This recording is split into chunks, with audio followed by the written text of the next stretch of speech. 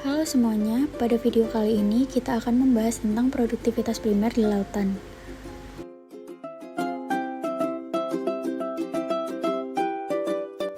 Produktivitas primer merupakan jumlah bahan organik yang dihasilkan oleh organisme autotrof yang mampu merombak bahan anorganik menjadi bahan organik yang langsung dapat dimanfaatkan oleh organisme itu sendiri maupun organisme lain dengan bantuan energi matahari.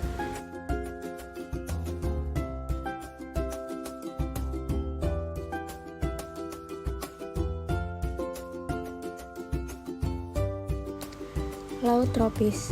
Laut tropis adalah lautan yang mendapat penyinaran matahari sepanjang tahun, sehingga produktivitas primernya cenderung tinggi. Adapun organisme yang berperan dalam produktivitas primer, yaitu fitoplankton, alga, rumput laut, dan terumbu karang. Puncak produktivitas primer biasanya terjadi ketika musim panas dengan suhu yang hangat.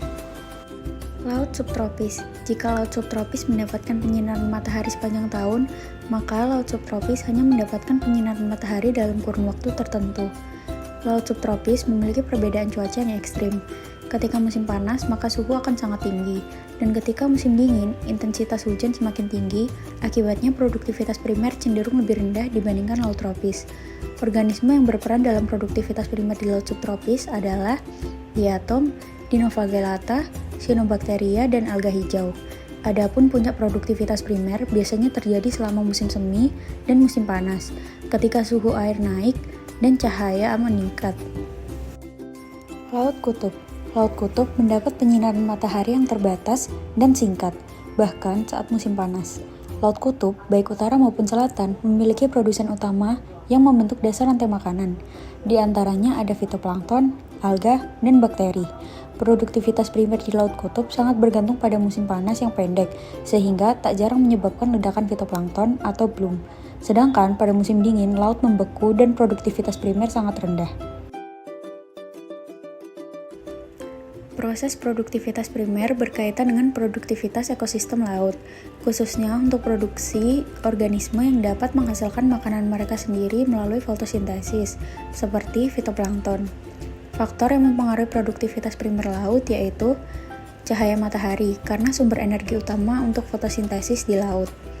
Nutrien, karena nitrogen, fosfor, dan silikon sangat penting untuk pertumbuhan fitoplankton. Suhu dan terumbu karang, karena terumbu karang merupakan ekosistem yang sangat produktif dalam perairan hangat. Musim dan perubahan iklim. Produktivitas primer laut sering berfluktuasi sepanjang tahun karena perubahan musim dan iklim.